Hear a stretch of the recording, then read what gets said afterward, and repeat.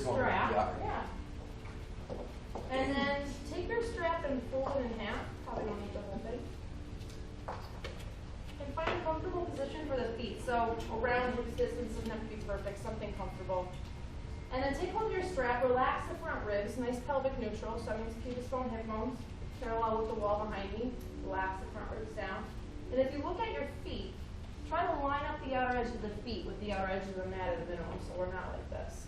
So just kind of look and then look again. Sometimes the toes can be misleading. Awesome. And then take your strap. So if I pull my strap, it's going to be slightly wider than my hip line, which would be slightly wider than the shoulder itself. Awesome. So I'll turn sideways. On the inhalation, lift your arms up. And as you lift up, you're only going to lift as high as you can keep your rib cage from pushing forward. So just notice where that capacity kind of ends. And then exhale, slowly lower the arms down. Slightly open your arms just a hair more, maybe about an inch on each side. And then same thing again, inhale. Keep the rib cage down. So we're just trying to find the shoulder's actual range of motion, not what the rib cage can kind of lead us towards. And then exhale, lower down again. Awesome, slide it out a little bit. Inhale, lift.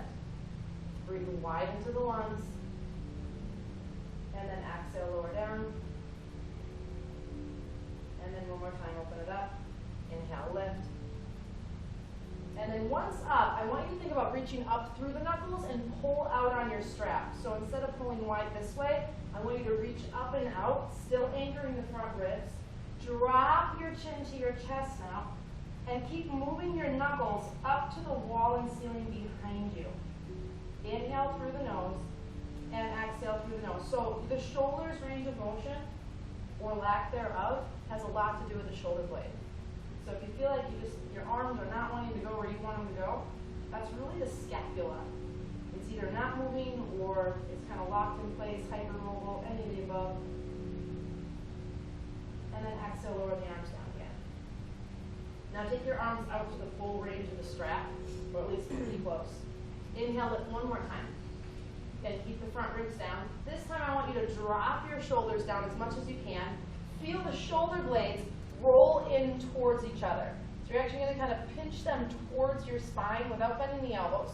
And then drop your chin again and keep letting the shoulder blades pinch in towards each other as you try to move your knuckles out to the wall and ceiling behind you. So now you're starting to feel some work in through the inner shoulder and into that pectoral. So that chest muscle actually comes over and attaches on your arm. So just noticing that range or lack thereof. Again, shoulder blades try to pinch in towards each other. Knuckles push out away from each other. And give yourself a couple good breaths here.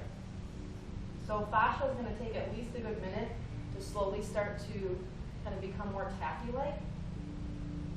And so inhale through the nose, exhale through the nose. Just try to pay attention if that's slowly starting to kind of create a little bit more space.